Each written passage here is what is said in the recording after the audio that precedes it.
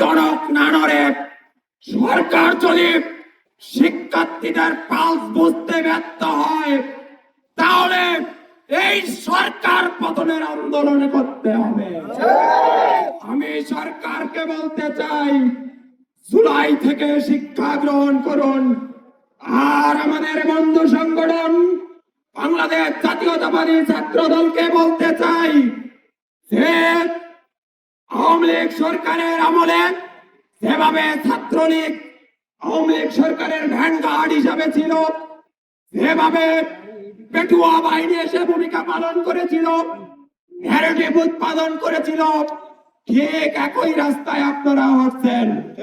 আজকে বিএনপি এসব অপকর্মের বিরুদ্ধে, জুলুমের বিরুদ্ধে, অপশাসনের বিরুদ্ধে আপনারা কোনো বক্তব্য নেই, কোনো প্রতিবাদ নেই, বরং সেগুলোর বৈধতা উৎপাদনে কাজ করেন।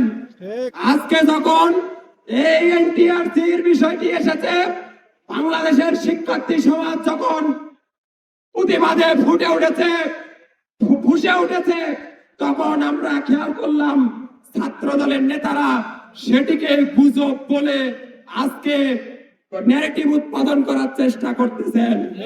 আমরা স্মরণ করে দিতে চাই, এইরকম 24-এর আন্দোলনকে দমানোর জন্য রাজাকার তকমা দেওয়া হয়েছিল।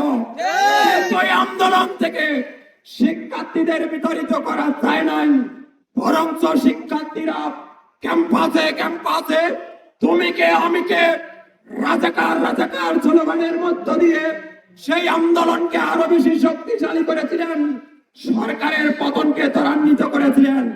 আজকে ছাত্র দলের যে ষড়যন্ত্র, এই নিউজকে গুজব বলে আন্দোলনকে নস্যাৎ করার যে ষড়যন্ত্র, সেটির বিষয়েও শিক্ষার্থীরা প্রতিবাদ করবে এবং ছাত্র দলের বিরুদ্ধে অবস্থান নিয়ে প্রয়োজনে ছাত্র দল যদি আবার সরকারের ভ্যানগার্ড হিসেবে ভূমিকা রাখার চেষ্টা করে, পেটুয়া বাহিনী হিসাবে নামার চেষ্টা করে, তাহলে তাদেরকেও ক্যাম্পাস থেকে বিতাড়িত করা হবে।